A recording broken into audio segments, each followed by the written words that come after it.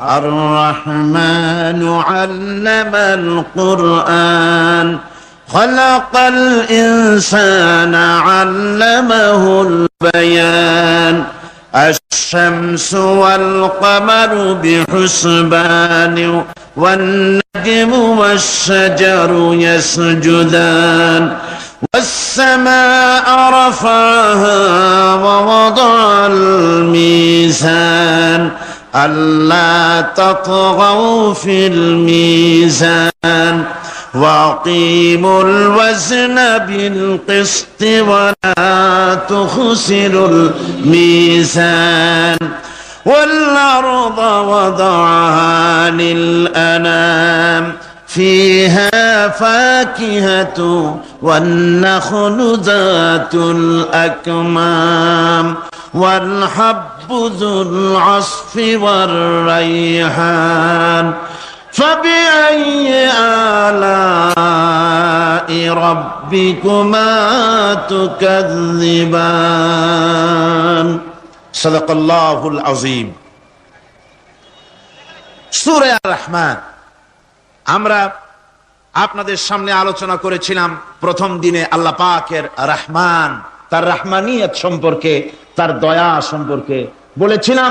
গোটা বিশ্ব চরাচরে, গোটা সৃষ্টি জগতে যা কিছু করুণা আল্লাহর, যা কিছু দয়া আল্লাহর, সবচাইতে বড় দয়া, সবচাইতে বড় করুণা, সবচাইতে বড় রহমত যে তিনি মানুষকে কোরআন শিক্ষা দিয়েছেন, আমাদেরকে কোরআন দান করেছেন। এটি হচ্ছে সবচাইতে বড় রহমত। এরপরে দ্বিতীয় দিন আল্লামাল কোরআন এর ব্যাখ্যা করতে গিয়ে দ্বিতীয় দিনে আমরা বলেছি কোরআনে কারীমের পরিচিতি। তৃতীয় দিনে ওই একই আয়াতের ব্যাখ্যা দিতে গিয়ে আমরা বলেছি কোরআনের বৈশিষ্ট্য, কোরআনে কারীমের মর্যাদা, কোরআনে কারীমের নাজিলের উদ্দেশ্য। চতুর্থ দিনে আমরা আপনাদের সামনে আলোচনা করেছি ওই একই আয়াতের আল্লামাল কোরআন, একই আয়াতের ব্যাখ্যা করতে দিয়ে কোরআনে কারীমের দাওয়াত, কি জন্য কোরআন পৃথিবীতে এসেছে, দাওয়াতটা কি। সে দাওয়াত ছিল তাওহীদকে প্রতিষ্ঠা করা, শিরককে বর্জন করা, আর জীবনের সকল ক্ষেত্রে আল্লাহর গোলামি কায়েম করে নেওয়া, আল্লাহর গোলামি জীবনের সকল ক্ষেত্রে মেনে নেওয়া। এ কথাগুলি গতকাল পর্যন্ত আমরা আলোচনা করেছি। দুটি আয়াতে আমাদের মানে খুবই ছোট্ট ছোট্ট দুটি বাক্যর মধ্যে আমাদের গত 4 দিন চলে গিয়েছে।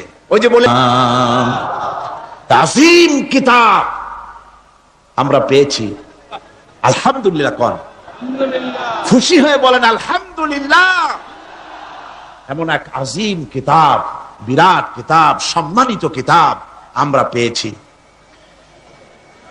আশা করি গত 4 দিনের কথাগুলি আমাদের হৃদয়ের কন্দরে অঙ্কিত হয়ে থাকবে, স্মৃতিপটে ভাস্বর হয়ে থাকবে, যার দ্বারা আগামী দিনগুলি আমরা আমাদের জীবনকে সুন্দর করতে পারবো, মার্জিত করতে পারবো, কোরআনে কারীমের আলোকে জীবন গড়তে পারবো। আল্লাহর কাছে তৌফিক চাই, সবাই বলুন আমিন। আজকে আপনাদের সামনে আলোচনা করতে চাই খলাকাল ইনসান আল্লামাহুল বায়ান। তিনি মানুষ সৃষ্টি করেছেন। আজকে আপনাদের সামনে বলা হবে মানব সৃষ্টি রহস্য। আল্লাহ পাক যেহেতু সৃষ্টিকর্তা, তিনি সৃষ্টি করেছেন। আমাদেরকে কে সৃষ্টি করেছেন বলুন? সকলে বলুন আমাদের স্রষ্টা কে? তিনি আমাদেরকে সৃষ্টি করেছেন। যেহেতু তিনি আমাদের সৃষ্টি করেছেন, সেহেতু আমাদের সঠিক রাস্তা, সঠিক পথ বলে দেওয়ার দায়িত্ব কার? সেই আল্লাহ পাকের। যেহেতু সৃষ্টি করেছেন তিনি, রাস্তা বলে দেওয়ার দায়িত্ব সেই আল্লাহ পাকের। কোরআন মাজিদে এই কথাটি অনেক জায়গায় আল্লাহ পাক বলেছেন। যেমন সূরা আল-লাইলের ভিতরে বলা হয়েছে ইন্না আলাইনা লাল হুদা, আমার উপরে এটা দায়িত্ব, পথ কর্মপদ্ধতি পরিদর্শন করা, প্রদর্শন করা, রাস্তা দেখানো, এটার দায়িত্ব হচ্ছে আমি আল্লাহ পাকের। রাস্তা দেখাবেন কে? আল্লাহ পাক। অনেকে বলে যে আল্লাহ পাক কি রাস্তা দেখাবেন? কি হয়েছে ভাই? ভিডিও শুনলে একটু বসুন, একটু বসুন। আমি বলি শোনেন আপনারা। বিষয়টা হচ্ছে, আমি বুঝতে পেরেছি আপনাদের অসুবিধা এতটুকুন যে আপনারা আমাকে দেখতে পাচ্ছেন না। তবুও আমি মাঝে মধ্যে ওই ভিডিওর এপাশ ওপাশ করব যাতে করে দেখতে পান। ভিডিওটা সরাবার জন্য অনুরোধ করবেন না, কারণ এই ভিডিওর মাধ্যমে আপনারা তো সরাসরি তাফসীর শুনছেন আর দেখছেন। এই ভিডিওর মাধ্যমে গোটা পৃথিবীতে বাংলাদেশি মুসলমান দুনিয়ায় যত জায়গায় আছে, এই ভিডিও চলে যাচ্ছে ইউরোপে, আমেরিকায়, মধ্যপ্রাচ্যে। আর এর দ্বারা অনেক ইহুদি, অনেক খ্রিস্টান, অনেক বৌদ্ধ, অনেক হিন্দু, অনেক মজুসি ইসলাম কবুল করার সুযোগ পাচ্ছে। বলেন রব্বানা লাকাল হামদ। একটুখানি আমাকে না দেখার এই কষ্টটুকুন বরদাস্ত করুন, একটু ধৈর্য ধরুন। তবু আমি আপনাদেরকে উকি ঝুঁকি মারবো যেন দেখতে পান। আপনাদের এই ধৈর্যের কারণে আল্লাহ সুবহানাহু ওয়া তাআলা আপনাদেরকে মেহেরবানি করবেন, আপনাদেরকে রহমত করবেন। আমরা সবাই বলি আমিন। ভাইরা আমার, আল্লাহ পাক পথ দেখিয়েছেন, আল্লাহ পাক রাস্তা দিয়েছেন। মরুভূমির ভিতরে যে রব্বুল আলামিন পথের নিশানা তৈরি করে দিলেন, যেখানে গভর্নমেন্ট রাস্তা বানাতে পারে না, মরুভূমির ভিতরে যিনি পথের নিশানা বানালেন মানুষ যেন না হারায়। যে আল্লাহ রাব্বুল আলামিন দুর্গম পাহাড়ির ভিতরে গিরিপথ তৈরি করে দিলেন, মানুষ যেন হারায় না যায়। সমুদ্রের ভেতরে নাবিকরা দিনের বেলায় সূর্যের আলো দেখে পথ চলে, রাতের আধারে সে যেন গভীর সমুদ্রের ভিতরে হারায় না যায়।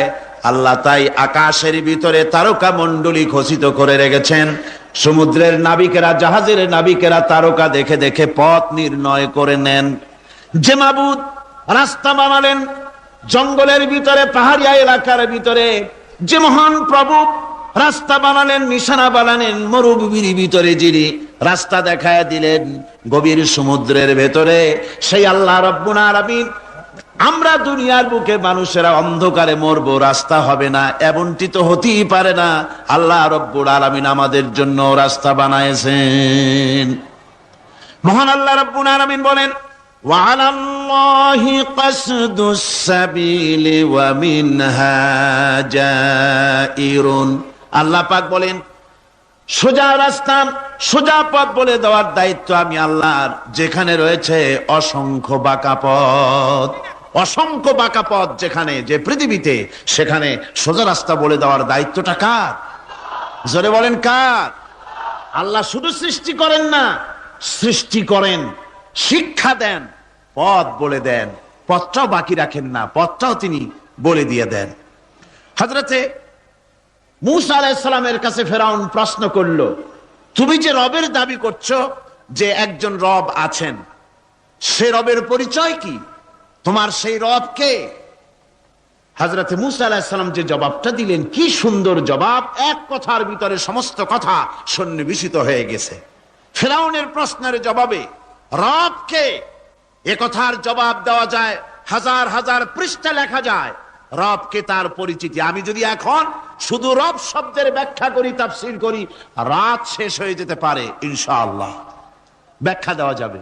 কিন্তু মূসা আলাইহিস সালাম কি সুন্দর একটা জবাব দিয়া দিলেন রবকে। শোনো, রব্বুনাল্লাযী আ'তা কুল্লা শাইইন খালকাহু সুম্মা হাদা। রব হচ্ছেন সেই, আমার প্রভু হচ্ছেন তিনি, যিনি সমস্ত সৃষ্টিকে, সমস্ত মাখলুকাতকে যিনি সৃষ্টি করেছেন, আর সৃষ্টি করার পর তার চলার জন্য পথ তৈরি করে দিয়েছেন। তিনি হচ্ছেন আল্লাহ পাক, যিনি সৃষ্টি করেন আর পথের দিশা দেন। তিনি হচ্ছেন আল্লাহ পাক, তিনি হচ্ছেন রব। শুধু বানান না, বানাবার পরে তার প্রয়োজনটাও মিটায় দেন। আল্লাহ পাক সেই আল্লাহ বলছেন, খালাকাল ইনসানা আল্লামাহুল বায়ান। তিনি মানুষ সৃষ্টি করেছেন। আমি সম্ভবত দ্বিতীয় দিনে আপনাদেরকে বলেছিলাম, মানুষ বানর থেকে আসে নাই, মানুষ ওরাং ওটাং থেকে আসে নাই, মানুষ শিম্পাজি থেকে আসে নাই, মানুষ বাঁদরের গোষ্ঠী নয়, মানুষ এসেছে মাটি থেকে, আদম থেকে। মানুষের পূর্বপুরুষ হচ্ছেন হযরতে আদম আলাইহিস সালাম। মানুষের পূর্বপুরুষ কে? আদম আলাইহিস সালাম। আর মানুষের পূর্বপুরুষ হচ্ছেন আদম আলাইহিস সালাম, আর তার উৎপত্তি হচ্ছে মাটি থেকে। মানুষ এসেছে আদম থেকে, আদম এসেছে মাটি থেকে।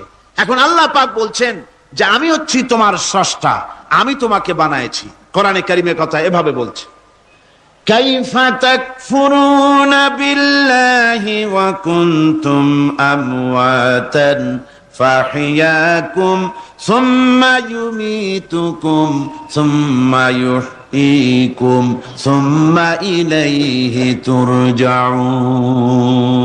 হে মানুষ, তোমরা কিভাবে কুফরি করো, অস্বীকার করো, আল্লাহর সাথে নাফরমানি করো? কিভাবে করো? যে আল্লাহ তুমি ছিলে মৃত্যু, তোমাকে আল্লাহ পাক জিন্দা করেছেন। এই জিন্দা থেকে আবার মৃত্যু করবেন, আবার মৃত্যু থেকে তোমাদেরকে জিন্দা করবেন, আবার সেই আল্লাহর কাছে তোমাদেরকে ফিরে আসতে হবে। সুতরাং মানুষ জন্মের পূর্বে সব মৃত্যু ছিল, একথা তো আজ বিজ্ঞান সম্মত কথা, বৈজ্ঞানিক সত্য কথা। মানুষ জন্মের আগে মৃত্যু ছিল। কিভাবে? মানুষের উৎপত্তি কোত্থেকে এলো? কোরআনে কারীম তা পরিষ্কার করে বলছে। তোমাকে কিভাবে সৃষ্টি করেছে তুমি দেখো। সন্তান মায়ের জরায়ুতে আসার পূর্বে সে ছিল পিতার শুক্রকীট আর মায়ের ডিম্বাণু, অর্থাৎ স্পার্মটোজন এবং ওভাম, এই দুটি জিনিসের মধ্যে সে বিভক্ত ছিল। মায়ের বক্ষপিঞ্জর এবং পিতার পৃষ্ঠদেশ থেকে সবেগে নির্গত এক ফোঁটা পানি দিয়ে আমি আল্লাহ পাক তোমাকে সৃষ্টি করেছি। কোরআনে কারীম বলছে, হাল আতা আলাল ইনসানি হিনুম মিনাদ দাহরি লাম ইয়াকুন শাইআম মাযকুরা। মানুষের জীবনে কি এমন এক সময় এসেছিল না যখন সে উল্লেখযোগ্য বিষয় বস্তু হিসাবে পরিগণিত ছিল না? তোমার নাম ছিল না, পরিচয় ছিল না, কিছুই ছিল না, দুনিয়ার কেউ তোমাকে জানতো না, শুনতো না। আমি আল্লাহ পাক তোমাকে সৃষ্টি করেছি। তুমি কোত্থেকে এলে? কোরআনে কারীম থেকে তা জেনে নাও। আল্লাহ রাব্বুল আলামিন বলেন, ইন্না খালাকনাকুম মিন তুরাবিন সুম্মা মিন নুতফাতিন সুম্মা মিন আলাকাতিন সুম্মা মিন মুদগা। আমি রব্বুল আলামিন তোমাকে সৃষ্টি করেছি, মাটির উপাদান দিয়ে তৈরি করলাম। মা বাপের, পুরুষের স্পার্মটোজন আর মহিলাদের ওভাম দুটি মিলে মায়ের গর্ভের ভিতরে নাপাক পানি ফোঁটাকে জমাট রক্তে পরিণত করে দিলাম।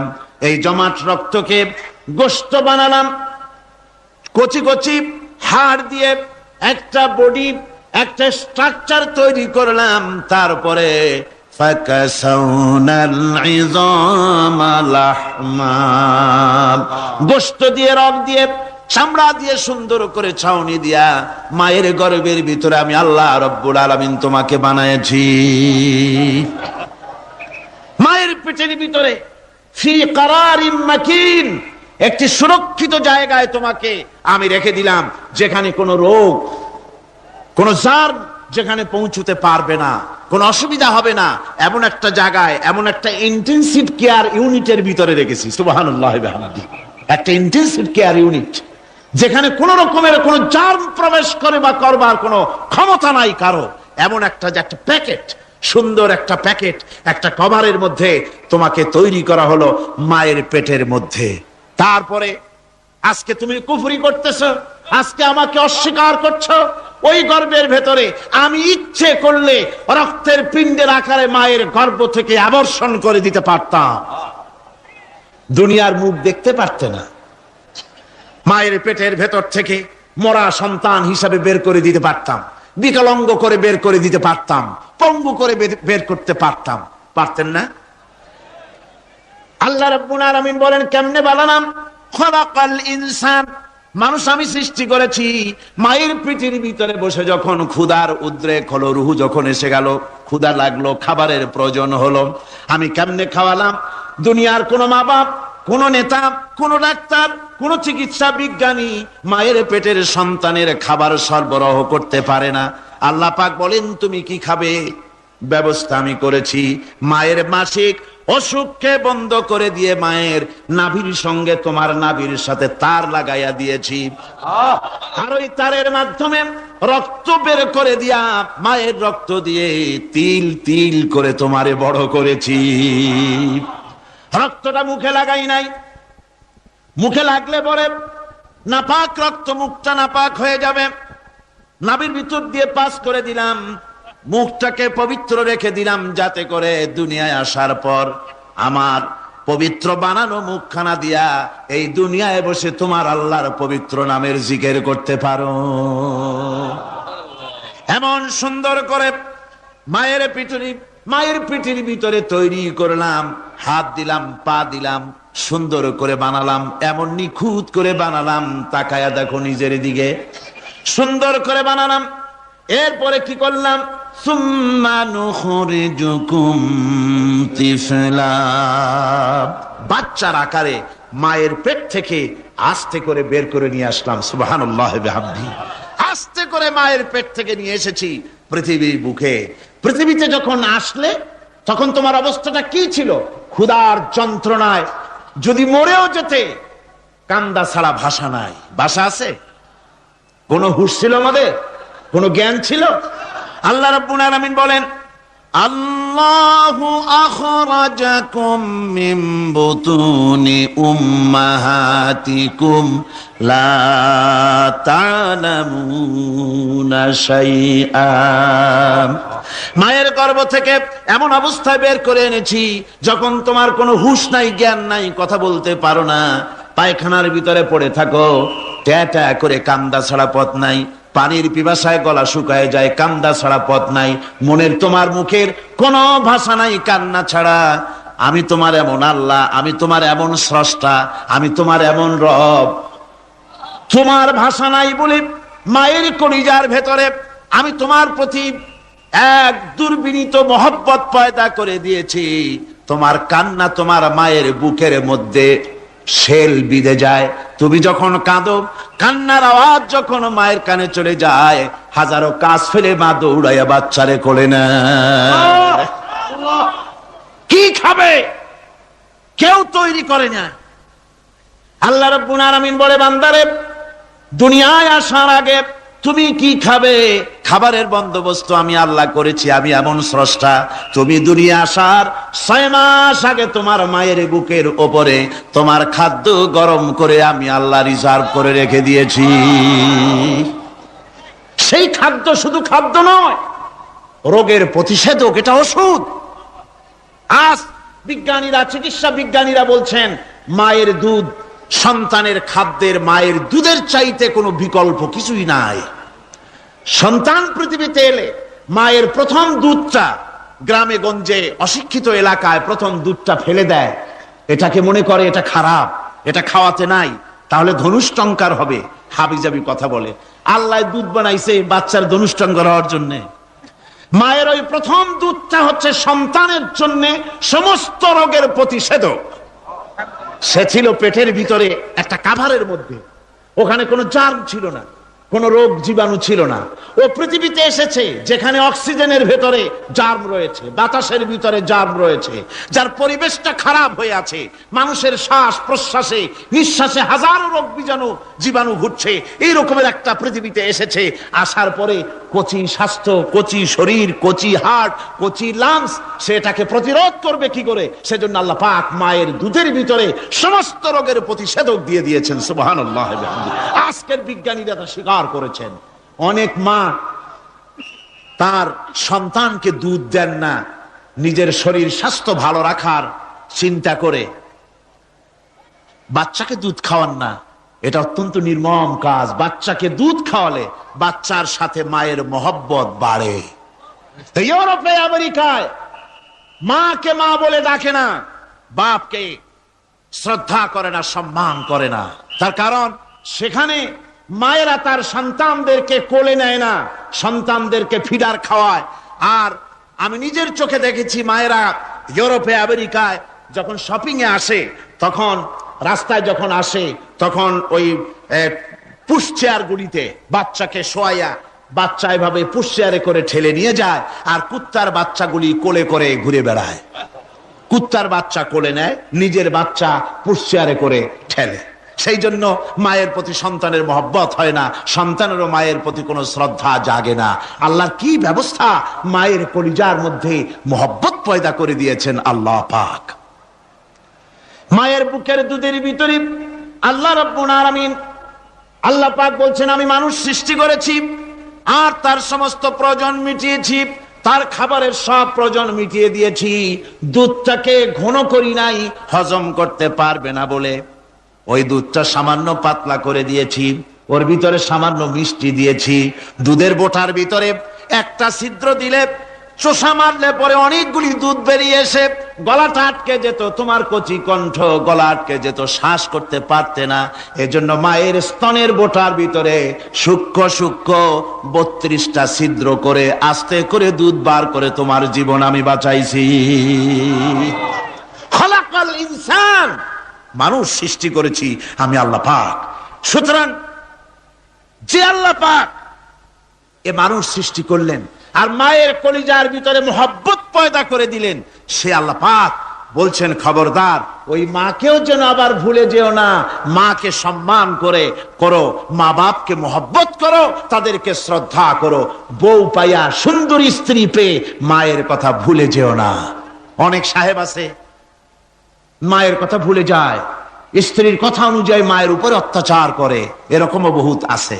আল্লাহ পাক বলছেন, শোনো, وَقَضَى رَبُّكَ أَلَّا تَعْبُدُوا إِلَّا إِيَّاهُ وَبِالْوَالِدَيْنِ إِحْسَانًا। তোমার প্রভুর পক্ষ থেকে ফয়সালা হয়েছে, চূড়ান্ত সিদ্ধান্ত হয়ে গিয়েছে, আমি আল্লাহর ইবাদতের পর তোমার মা বাপের ইহসান করবে, খেদমত করবে, তাদের জন্য উপকার করবে, তাদেরকে ভালোবাসবে। আল্লাহ রাব্বুল আলামিন বলেন, মা বাবার সঙ্গে কেমনে কথা বলবে, তাদের সাথে কিভাবে আচরণ করবে, আল্লাহ তাও শিখিয়ে দিয়েছেন। আল্লাহ পাক বলেন, ওয়ালা তাকুল লাহুমা ওয়া কুল লাহুমা কাওলান কারীমা। মা বাবার সাথে সম্মানজনক কথা বলো। ওয়া কুল লাহুমা কাওলান কারীমা, সম্মানজনক কথা বলো। মাথায় ঝাঁকি দিয়ে রাগ করে চোখ মোটা করে কথা বলো না। তুমি সন্তান, তোমার জন্য সবচাইতে বড় পীর তোমার আব্বা, তোমার আম্মা, ঠিক কিনা কন? ছেলের জন্য, মেয়ের জন্য, সন্তানের জন্য সবচাইতে বড় পীর কে? বাপ মা। এটা ভালো করে মনে রাখতে হবে। আপনার মাওলানা সাহেবদের দোয়া, পীর সাহেবদের দোয়া কবুল হতেও পারে, নাও হতে পারে, 50-50 সম্ভাবনাও আছে, আবার সম্ভাবনা নাই। কিন্তু মা বাবার দোয়া কবুল হবে 100% সিউরিটি রয়েছে। রাসূলুল্লাহ বলেছেন 3 জনের দোয়া কবুল হবে, মুস্তাজাবুদ দাওয়াত। কয়জনের দোয়া কবুল হবে? আল্লাহ রাব্বুল আলামিনের হাবিব বলেন 3 জনের দোয়া কবুল হবে আল্লাহর দরবারে। তার মধ্যে একজন হলেন মাজলুম ব্যক্তি, যে ব্যক্তি অত্যাচারিত, যে ব্যক্তি মুসাফির, প্রবাসী, তার দোয়া কবুল হবে। আর মা বাপ যদি সন্তানের জন্য দোয়া করে, ওই দোয়া আল্লাহ রাব্বুল আলামিনের দরবারে মঞ্জুর হয়ে যায়। আল্লাহ রাব্বুল আলামিন মা বাপ সম্পর্কে বলেন, মা বাবের জন্য আমার কাছে দোয়া করবি বান্দারা, আমার কাছে দোয়া করবি। দোয়াটা আল্লাহ পাক শিখাচ্ছেন, রব্বিরহামহুমা কামা রব্বায়ানি সাগীরা। পড়েন সবাই, রব্বিরহামহুমা কামা রব্বায়ানি সাগীরা। একটু জিকির করেন, লা ইলাহা। একটা ফ্যান আনতে হবে, মাস্ট।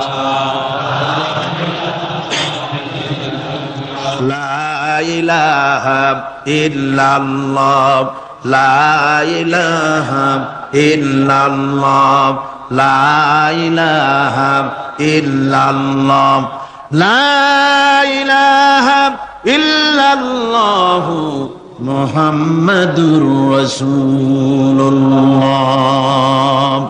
আমার ভাইরা, আল্লাহ পাক শিখাচ্ছেন, বান্দা তোর মা বাপের জন্য আমার কাছে দোয়া কর। আয় আল্লাহ, আয় রব, আয় আমার প্রভু, আমার মা বাপ যেমন ছোটবেলায় আমাকে স্নেহের কোলে লালন পালন করেছে, আয় আমার আল্লাহ তুমি আমার মা বাপকে তোমার রহমতের কোলে লালন পালন করো। আল্লাহ শিখাই দিয়েছেন। আমার ভাইরা, প্রত্যেক নামাজের পরে এই দোয়াটা ভুলে যাবেন না। ভুলে যাবেন? ভুলে যাবেন? আমার ভাইয়েরা, আমার বোনেরা, সবাই প্রত্যেক নামাজের পরে পড়বেন রাব্বির হামহুমা কামা রাব্বায়ানি সগীরা। এই দোয়া করতে কেউ ভুলে যাবেন না।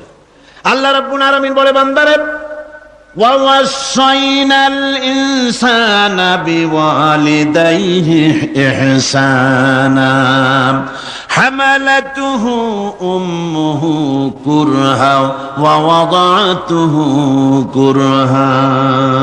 আল্লাহ পাক বলেন, আমি পৃথিবীর সমস্ত মানব মণ্ডলীকে উপদেশ দিয়েছি, মা বাপকে সম্মান করো, শ্রদ্ধা করো, তাদের উপকার করো। তার কারণ হলো তোমার মা তোমাকে গর্ভে ধারণ করেছে অত্যন্ত কষ্টের সাথে।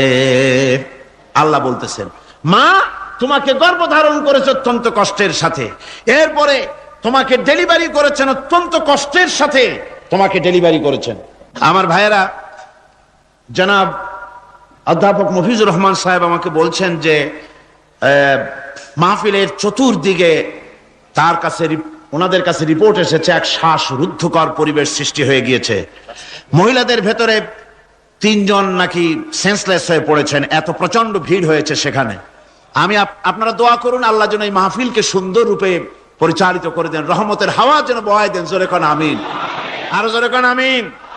আমি দেখতে পাচ্ছি আপনারা ঠাসাঠাসি করে বসেছেন, তারপরেও আল্লাহ পাক কোরআন শরীফে বলেছেন, তোমরা যদি অপর ভাইকে একটু জায়গা করে দাও, নিজের জায়গা কম করে, আল্লাহ বেহেশতের মধ্যে তোমার জায়গা বাড়াই দিবেন। আল্লাহ পাক কোরআন শরীফে বলেছেন। আমি সমস্ত মুসলমান একজনও দাঁড়াবেন না, এক বান্দা দাঁড়াবেন না। বসা অবস্থায় আপনারা সামনের দিকে চেপে আসেন, এই মঞ্চের দিকে বসা অবস্থায় সমস্ত মানুষ নড়ে চড়ে বসেন, হরকতে বরকত হবে, নড়ে চড়ে বসেন। আর এই ফাঁকে দাঁড়াবেন না, খবরদার। বসা অবস্থায় মঞ্চের দিকে চেপে আসেন আর জোরে সোরে মহব্বতের সাথে জিকির করেন, লা ইলাহা ইল্লাল্লাহ।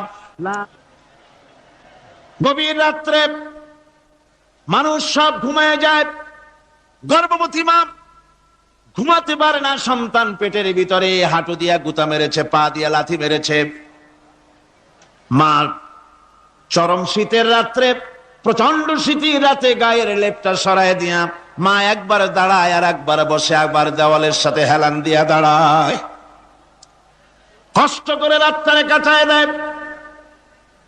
আবার সারাদিন সংসারের জন্য কাজ করেছেন, রান্না বান্না করেছেন মা, সকলকে খাওয়াইয়া মা শেষের দিকে খেতে গেছেন।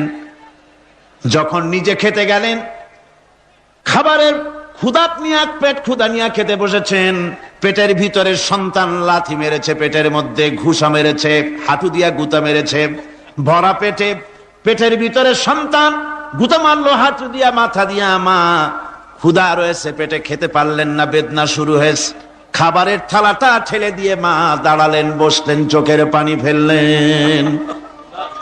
এভাবে করে মা একটা দুইটা দিন নয়, 10টি মাস পর্যন্ত সন্তানটাকে পেটের মধ্যে নিয়ে, একটা জীবিত মানুষ আর একটা জীবিত সন্তান পেটের মধ্যে নিয়ে নড়াচড়া করছেন, চলাফেরা করছেন।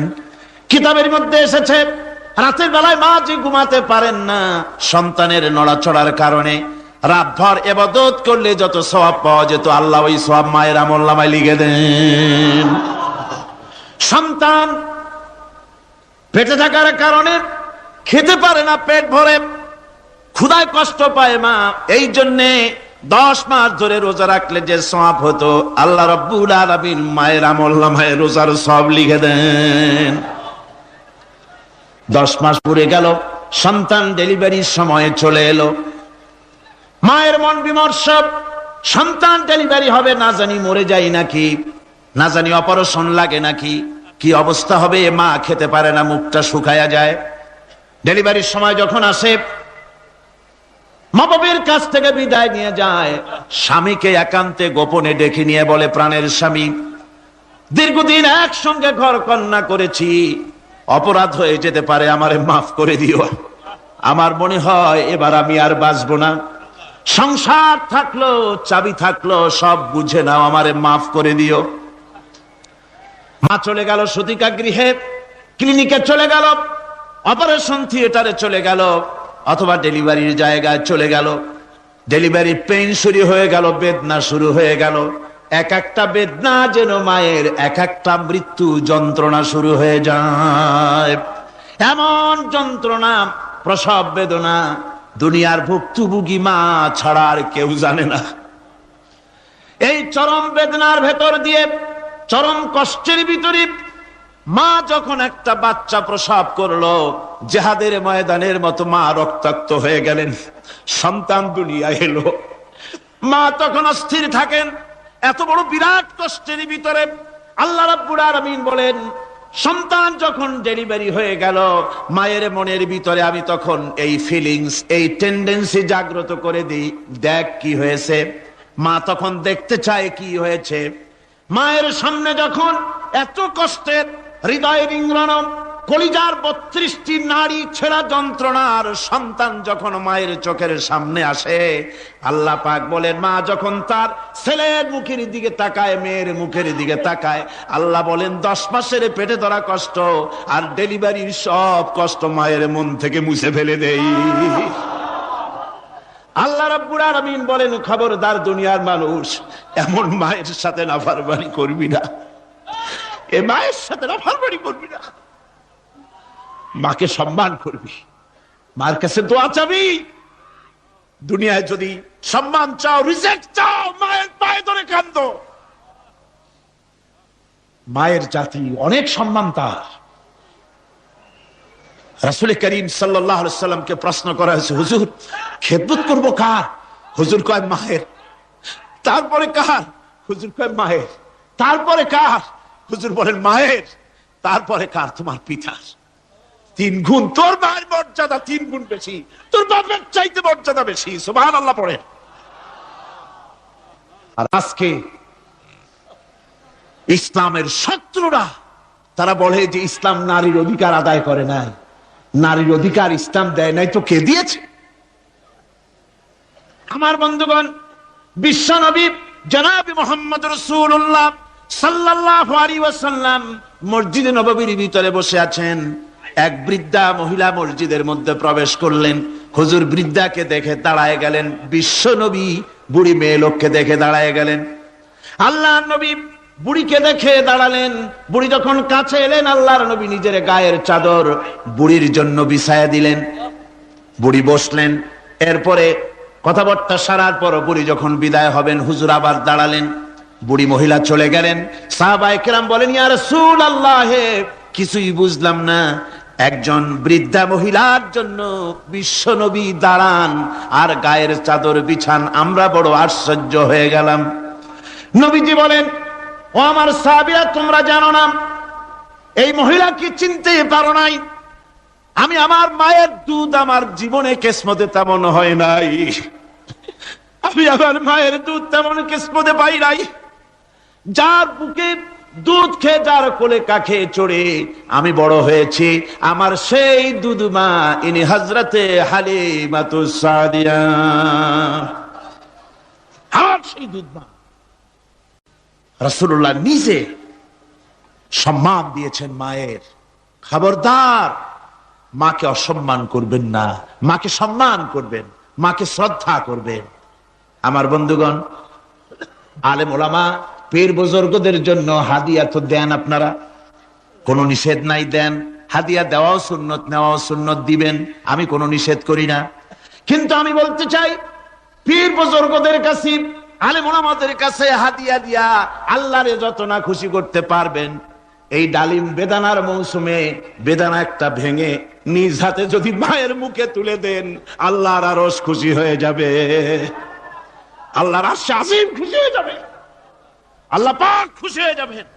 মায়ের খাওয়াও, বাপকে খাওয়াও, তোমার সবচেয়ে বড় পীর তিনি। সুবহানাল্লাহ, সুবহানাল্লাহ। মা বাপ যদি একটু দোয়া করে দেয়, তোমার জিন্দেগির কাম শেষ। একটু বদদোয়া করলে জাহান্নামে যাবা। কোন পীর সাহেব বদদোয়া করলে জাহান্নামে যাবে এমন কথা নাই। কোন মাওলানা বদদোয়া করলে দোজখে যাবে এমন কথা নাই। রাসূল বলেছেন, হুমা জান্নাতুকা ওয়া নারুকা। মা বাপ তোমার বেহেশত, মা বাপ তোমার জাহান্নাম। মা বাপ যদি অসন্তুষ্ট হয়, দোজখে যাবি, আর মা বাপ যদি খুশি, আল্লাহর জান্নাতে চলে যাবি। সুবহানাল্লাহ। সুবহানাল্লাহ, সুবহানাল্লাহ। মায়ের পায়ের তলে তোর বেহেশত। আমরা পুরুষ, আমাদের গত বছরও বলেছি, আমরা পুরুষ, আমাদের পায়ের তলে জুতা। আমাদের পায়ের তলে কি? শুধু জুতা।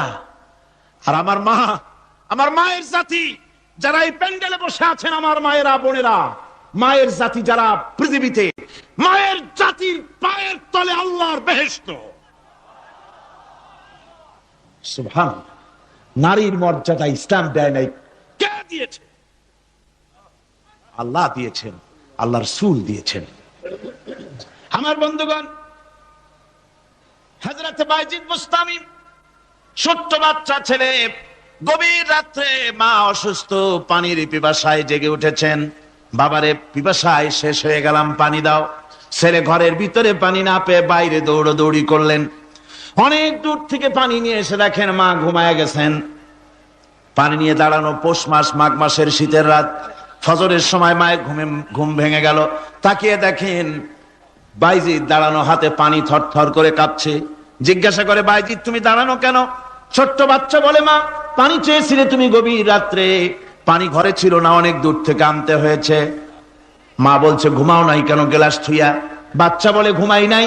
তুমি যদি আবার পানি চাও, সময় মতো যদি দিতে না পারি, মা তোমার কষ্ট হবে।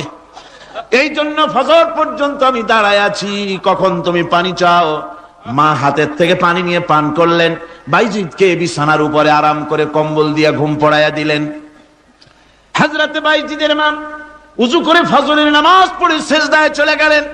চিৎকার মেরে কেঁদে বলেন, আমার রব, আমার আল্লাহ, আমি আমার বাইজিদের মা, আমি মা হয়ে বাইজিদের জন্য দোয়া করি। বাইজিদ আমার জন্য আজকে যা করেছে, আমি মা, আমার কলিজা ঠান্ডা হয়ে গেছে। হায় আল্লাহ, আমি বাইজিদের জন্য দোয়া করি, তুমি তাকে সুলতানুল আরিফিন বানাইয়া দিও। মঞ্জুর হয়ে গেল আল্লাহ পাকের কাছে দোয়া। আমার ভাইরা, আল্লাহ পাক বলছেন, খবরদার, আমার ইবাদতের পরে মা বাপ, আল্লাহর ইবাদতের পরে কারা? মা বাপ। মা বাপকে সম্মান করো, শ্রদ্ধা করো, মোহাব্বত করো, কিসমত খুলে যাবে, কিসমত খুলে যাবে। মা বাপকে সম্মান করো। হযরত আবু হুরায়রা রাদিয়াল্লাহু তাআলা আনহু রাসূলের সামনে এসে কাঁদতেছেন। হুজুর বলছেন, আবু হুরায়রা কাঁদো কেন? কাঁদো কেন? রাতের বেলা কাঁদো কেন? হযরত আবু হুরায়রা বলছেন, হুজুর আমাকে মা মেরেছেন। হুজুর বলছেন, মা মারলো কেন? কোন অপরাধ করেছো? কোন গোস্তাখি করেছো? আবু হুরায়রা বলছেন, না হুজুর, কোন গোস্তাখি করি নাই, তবে মারলো কেন? হযরত আবু হুরায়রা বলছেন, হুজুর আমি আপনার দরবার থেকে ফিরতে রাত হয়ে গিয়েছিল। মা জিজ্ঞেস করলেন, আবু হুরায়রা এত রাত্রে কোথায় ছিলি? বললাম, আমি ছিলাম যে কদম চুমতে পারলে দুনিয়া ধন্য হয়, সেই দরবারে নববীর কদম মোবারক থেকে আসতে আমার দেরি হয়েছে। আমার মা মুশরিকা, আপনার নাম শুনে তার গায়ে আগুন জ্বলে উঠলো, আমাকে ধরে মারা আরম্ভ করলো। বলল, হয় আমার বাড়ি ছাড়বি, আর না হয় মুহাম্মদ সাল্লাল্লাহু আলাইহি ওয়াসাল্লামের দরবার ছাড়বি। আমি বললাম, আমার মা, তুমি বুড়ি মানুষ, তোমার গায়ে যত শক্তি আছে সমস্ত শক্তি দিয়ে আমারে পিটাও, আমারে মারো। মারতে মারতে আমাকে বাড়ি থেকে তুমি বের করে দাও। তোমার বাড়ি শুদ্ধ, তাম দুনিয়া ছেড়ে দিতে পারি, আল্লাহর নবীর কদম মোবারক ছেড়ে দিতে পারি না। হুজুর, আমার মা আমাকে গলা ধাক্কা দিয়ে বের করে দিয়েছেন। হুজুর বলছেন, আবু হুরায়রা, তোমার মা তোমাকে মেরেছে, তুমি আমার কাছে নালিশ করছো? আমার তো এখানে ইন্টারফেয়ার করার কিছুই নেই। সুবহানাল্লাহ, সুবহানাল্লাহ। মা তোমাকে মেরেছে, এখানে আমার করার কিচ্ছু নাই। বিশ্ব নবী বলছেন, এত বড় পাওয়ারফুল নবী, লেজিসলেটিভ পাওয়ার, সারে আল্লাহ তাকে বানিয়েছেন শরীয়ত প্রণেতা। কোরআন শরীফ, কোরআন শরীফে শুধু হালাল ও হারামের,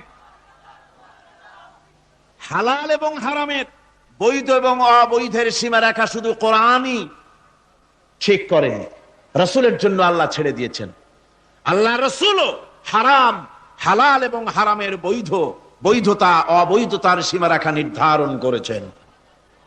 এত বড় ক্ষমতা তার, এত বড় পাওয়ারফুল বিশ্বনবী, তিনি বলছেন, মা মেরেছে, আমার করার কিছু নাই। চিন্তা করেন কত বড় কথা, এ কথার লোড কত। হযরত আবু হুরায়রা বলেন, ইয়া রাসূলুল্লাহ, মা আমাকে মেরেছেন, আমি আল্লাহর নবীর কাছে মায়ের বিরুদ্ধে নালিশ করতে আসি নাই। বললেন, কেন এসেছো? হযরত আবু হুরায়রা বলেন, হুজুর এসেছি একটা কারণে। আমি জানি আল্লাহ নবী যদি আল্লাহর দরবারে হাত উঠায়া কোনো জিনিস বলে, আল্লাহ রাব্বুল আলামিন সঙ্গে সঙ্গে মঞ্জুর করে নেন। হুজুর আমি এসেছি, মেহেরবানি করে দোয়া করুন আমার মাকে যেন আল্লাহ হেদায়েত নসিব করে দেন।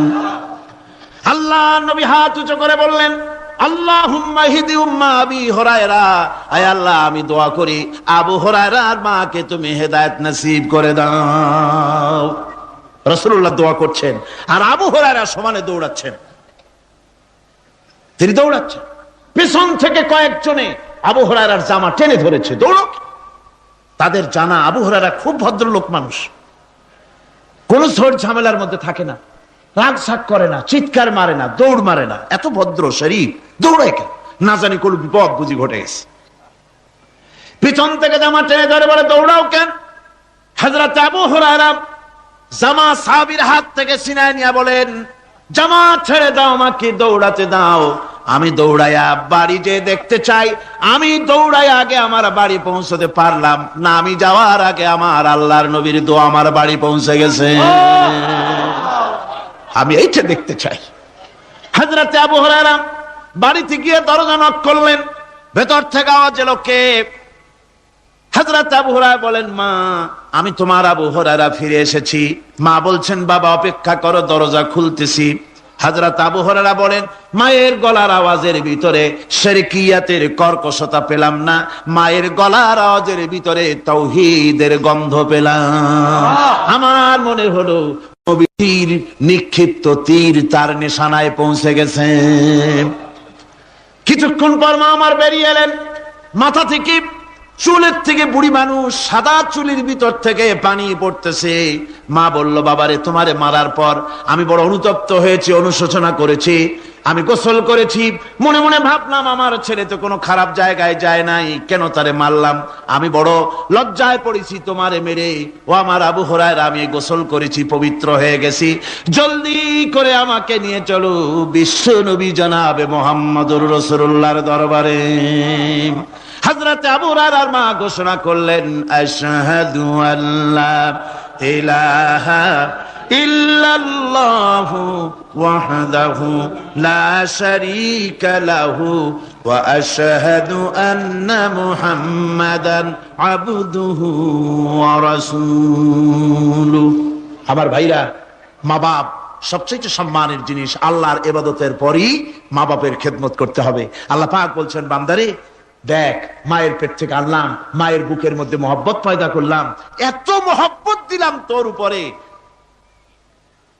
যে কোনো বিদেশে যান, যেখানে যান, বাড়িতে ফিরলে পরে সকলে ছেলে মেয়ে ভাই বোন সবাই দেখবে সুটকেসে আমার জন্য আনছে কি, সবাই চিন্তা করবে আমার জন্য কি এনেছে।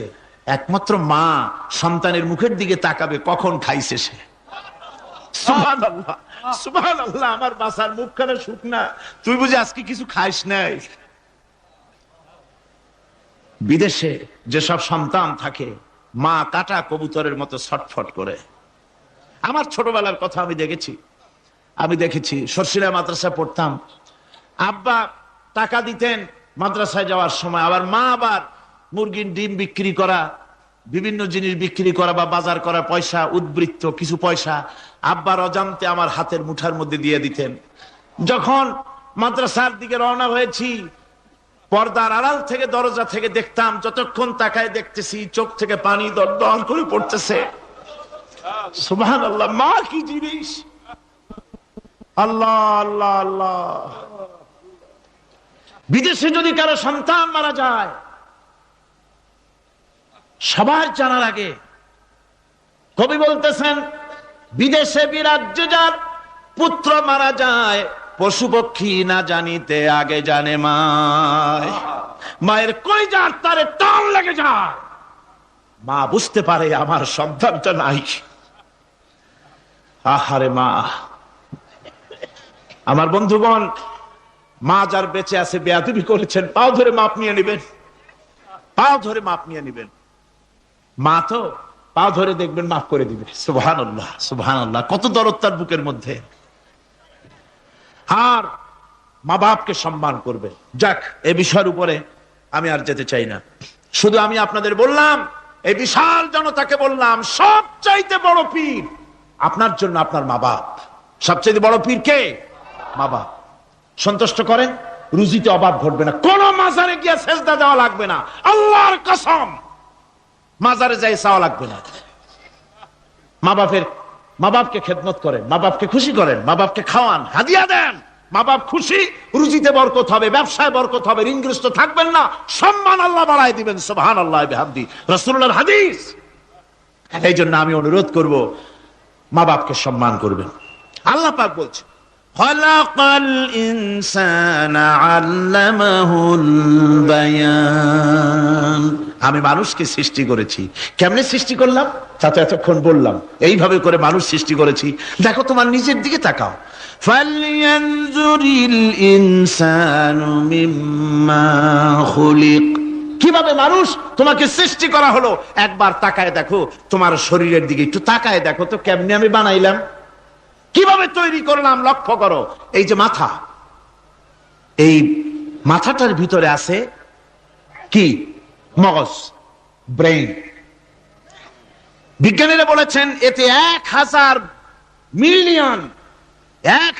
মিলিয়ন নার্ভ সেলস আছে এর মধ্যে। 1000 মিলিয়ন নার্ভ সেল। সেল হচ্ছে CELL, সেল। সেল মানে কোষ। এই 1000 অনুভূতি কোষ, 1000 মিলিয়ন অনুভূতি কোষ রয়েছে মাথার ভেতরে। মস্তিষ্কের এসব কোষগুলি, এসব সেলগুলি, তার মধ্যে আবার আছে নার্ভ ফাইবার, অর্থাৎ সূক্ষ্ম সূক্ষ্ম নার্ভ সুতা। সমগ্র শরীরের মধ্যে তা ছড়িয়ে দেওয়া আছে। এই সূক্ষ্ম সুতার মাধ্যমে ঘন্টায় 70 মাইল বেগে শরীরের প্রত্যেকটা অঙ্গ প্রত্যঙ্গের খবর মস্তিষ্কের মধ্যে চলে যায়। সুবহানাল্লাহ বিহামদি।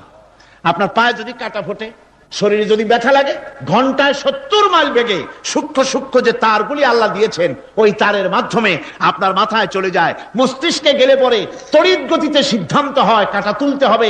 অথবা একটা সাপ দেখেছেন, সাপ প্রথম চোখ দিয়ে দেখলেন, চোখ, এই চোখের ভিতরে আপনার 130 মিলিয়ন লাইট রিসেপ্টর আছে। অর্থাৎ বিভিন্ন দৃশ্যকে, ছবিকে ক্যাচ করার মতো 130 মিলিয়ন লাইট রিসেপ্টর, গ্রহণযোগ্য মেশিন রয়েছে চোখের ভিতরে। চোখ দিয়ে সাপ দেখলেন, চোখের ভিতরে রয়েছে আবার অসংখ্য তার। এই অসংখ্য তার ব্রেনের সঙ্গে জুড়ে দেওয়া আছে। চোখ সাপ দেখলো, 70 মাইল বেগে প্রতি ঘন্টায় এই খবর তড়িৎ প্রবাহের মতো মস্তিষ্কের ভেতরে চলে গিয়েছে।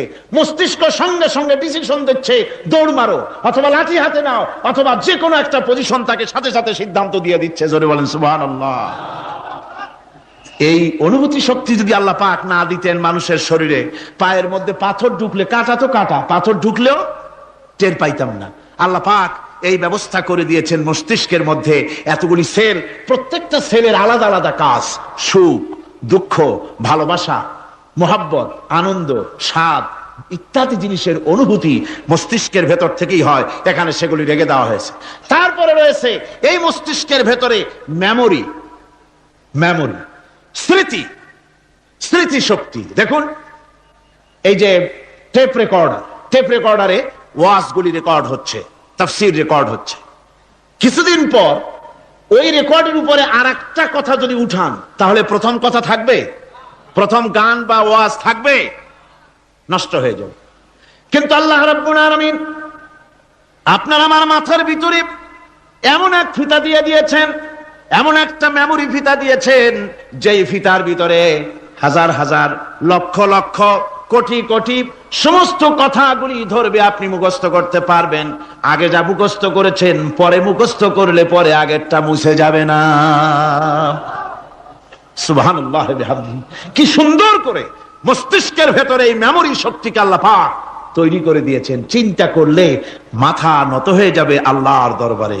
আল্লাহ পাক বলছেন, এই জিনিস আমি তোমার মাথার মধ্যে রেখেছি। দেখুন মানুষ কত কথা বলে, কত বই পড়ে, মানুষের মাথায় যত কথা আছে সব কথা যদি লিপিবদ্ধ হয় ভলিউম ভলিউম হয়ে যাবে, যা একটা লাইব্রেরিতে ধরা সম্ভব নয়। অর্থাৎ আপনার মাথাটা হচ্ছে একটা বিশ্বকোষ, আপনার মাথাটা হচ্ছে একটা বিরাট বিশ্বজোড়া লাইব্রেরি। জোরে কোন সুবহানাল্লাহ।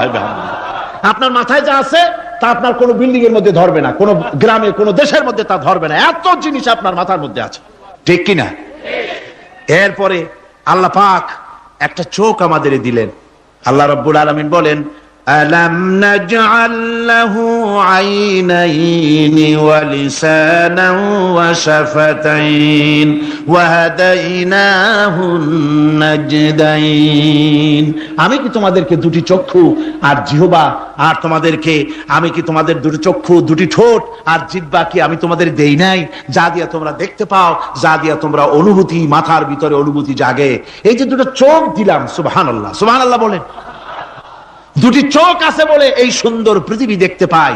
চোখ দুটি না থাকলে পৃথিবী অন্ধকার, মা দেখতে পাবো না, কোরআন দেখতে পাবো না, পৃথিবী দেখতে পাবো না, বাপ দেখতে পাবো না, সন্তান দেখতে পাবো না, দুনিয়াটা মিথ্যা হয়ে যাবে, ঠিক কিনা?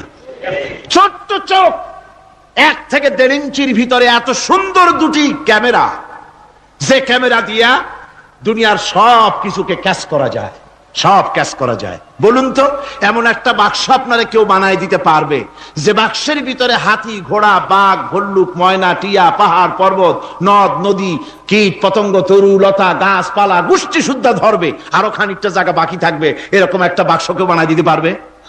পারবে না। এমন একটা বাক্স পৃথিবীর কোন মিস্ত্রি বানাতে পারবে না।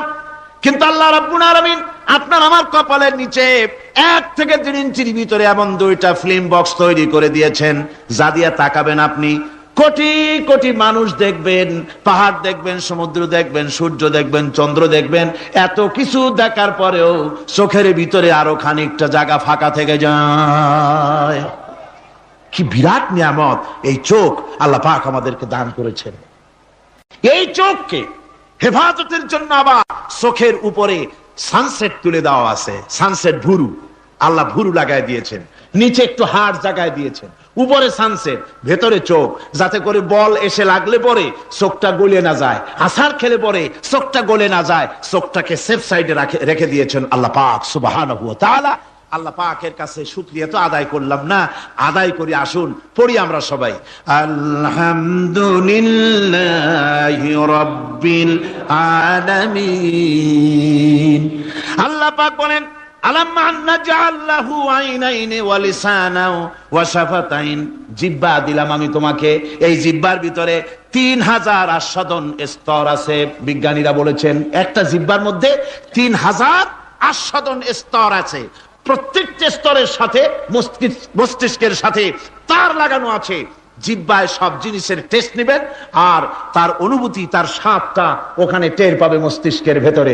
এই জিহ্বা আল্লাহ পাক দান করে দিলেন মুখের মধ্যে, সুবহানাল্লাহি বিহামদিহি। সব রকমের স্বাদ পান না একরকম? জিলাপির স্বাদ একরকম, রসগোল্লার স্বাদ আর এক রকম, ছানার স্বাদ আর এক রকম, বেলের স্বাদ একরকম, তালের স্বাদ আর এক রকম, মুরগির স্বাদ একরকম, খাসির স্বাদ আর এক রকম, লট্টা ফিশের স্বাদ একরকম, শুটকির স্বাদ আর এক রকম, কোরাল মাছের স্বাদ আর এক রকম, শাকের স্বাদ আর এক রকম। হাজার হাজার খাদ্য দ্রব্যের স্বাদ এক জিহ্বা দিয়ে আল্লাহ রাব্বুল আলামিন নেওয়ার তৌফিক দিলেন। খালাকাল ইনসান, কি সুন্দর করে মানুষ বানালাম।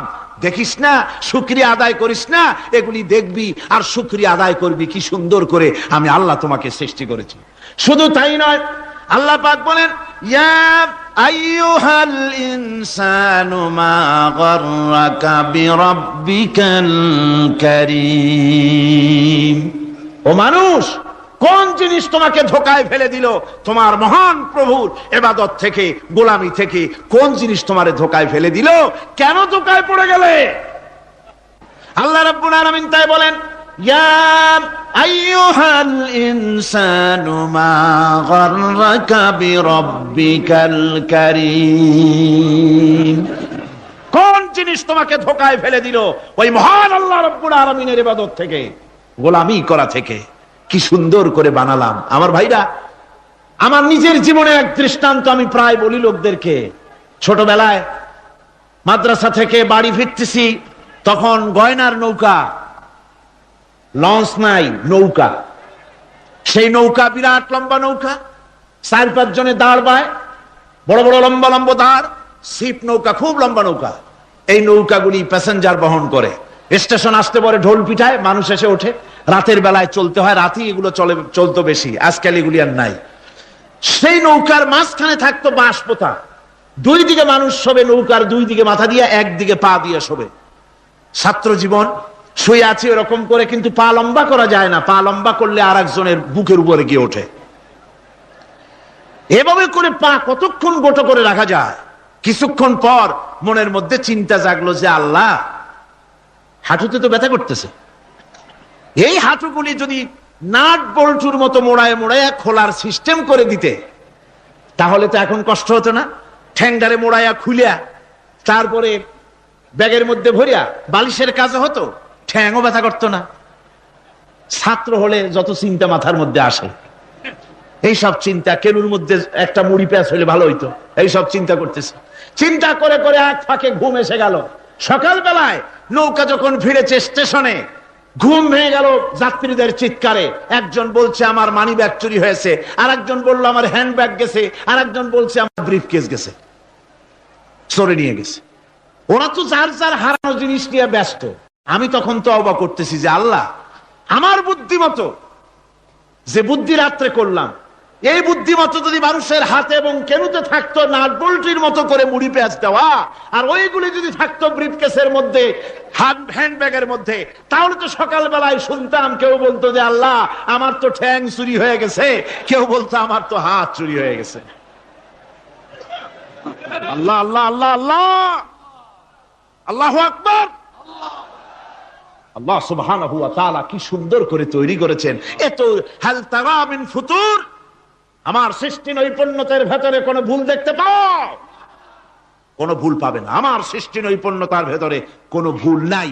সুবহানাল্লাহি ওয়া বিহামদিহি, সুবহানাল্লাহি ওয়া বিহামদিহি। এত সুন্দর করে আল্লাহ সুবহানাহু ওয়া তাআলা মানুষ সৃষ্টি করলেন। খালাকাল ইনসান আল্লামাহুল বায়ান। তিনি মানুষকে কথা বলা শিখিয়েছেন, তিনি মানুষকে সৃষ্টি করেছেন এত সুন্দর করে, চামড়া দিয়ে, সুন্দর করে চোখ দিয়ে, চুল দিয়ে, মুখ দিয়ে, কি সুন্দর করে বানিয়েছেন। সুবহানাল্লাহ। দেখুন, পায়ের তালুর চামড়া একরকম, তলার চামড়া আর এক রকম, বুকের চামড়া একরকম, পিঠের চামড়া আর এক রকম, ঠিক কিনা কর? পায়ের উপরের যে চামড়া, ওই চামড়াটা যদি পায়ের তলায় হতো, 2 দিনও হাঁটা যেত না, প্রতি সপ্তাহে 3 বার করে হাফসুল করা লাগতো। কোন ঠিক কিনা? আল্লাহ সুবহানাহু ওয়া তাআলা যেখানে যেটা দরকার তাই দিয়েছেন। আর ওরা বলে কি, কয় যে আল্লাহ নাই, দেয়ার ইজ নো গড। ছাগল কোথাকার। গ্যাগারিন বলেছেন, ইউরি গ্যাগারিন প্রথম মহাশূন্যচারী, মহাশূন্য পরিভ্রমণ করে এসে বললেন যে মহাশূন্যের লক্ষ লক্ষ মাইল পরিভ্রমণ করে এলাম। মহাশূন্যে হিন্দুরা যাকে ভগবান বলে, খ্রিস্টান যাকে গড বলে, মুসলমানেরা যারা আল্লাহ বলে, এই লক্ষ লক্ষ মাইলের কোন জায়গায় অস্তিত্ব দেখলাম না। কিসের আল্লাহ, কিসের গড?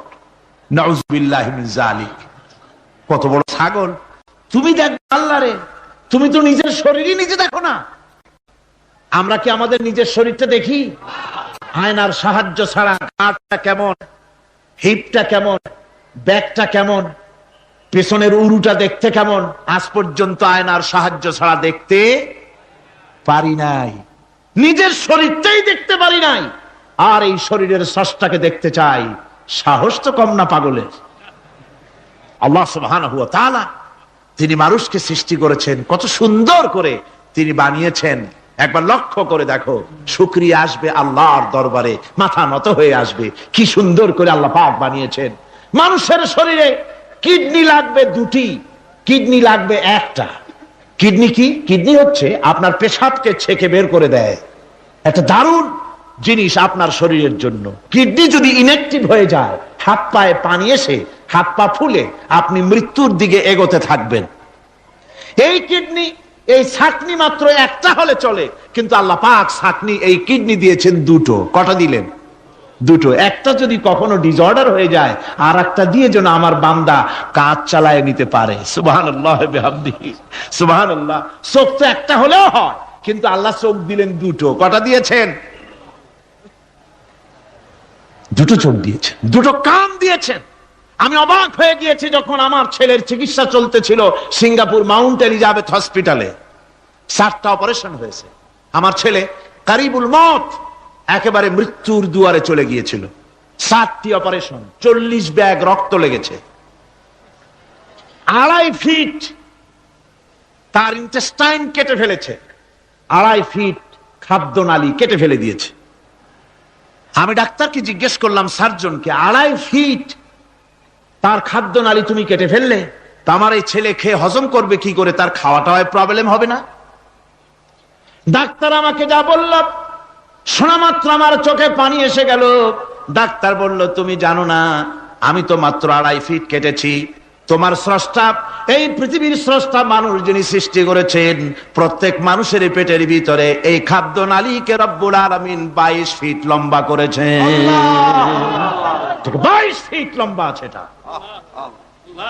আমি তো মাত্র 2.5 ফিট কেটেছি। কোন প্রয়োজনে যদি কাটতে কাটতে আরো কাটা হয়, 10 ফিটও কাটা হয়, কষ্ট হবে না। সুবহানাল্লাহ বিহামদিহি। তার শ্বাস নেওয়ার জন্য, প্রশ্বাস নেওয়ার জন্য কি ব্যবস্থা আল্লাহ পাক করেছেন। হার্ট, মানুষের হার্ট বিট হচ্ছে, এটাকে হার্ট বিট যেটা হয়, সংকোচন সম্প্রসারণ। এই যে মানুষ, ডাক্তাররা বলে রোগী হার্ট অ্যাটাক করেছে, হার্ট অ্যাটাক করেছে। হার্ট অ্যাটাক করলো, অ্যাটাকটা কি? অ্যাটাকটা হচ্ছে সংকোচন সম্প্রসারণ, সংকোচন সম্প্রসারণ, এরকম হচ্ছে। ফট করে এটা অ্যাটাক করলো, আর যদি ছেড়ে না দেয়, এটাই অ্যাটাক করা, এটাই তার জীবনটা শেষ হয়ে যাওয়া। ডাক্তাররা বলেছেন যে মানুষের শরীরের সবকিছু চিন্তা করে, গবেষণা করে বহুত কিছু বুঝেছি, কিন্তু হার্টটা এরকম পাঞ্চিং কেন করে, এই জিনিস আজ পর্যন্ত আমাদের মাথায় ঢোকে নাই। সুবহানাল্লাহ বিহামদিহি।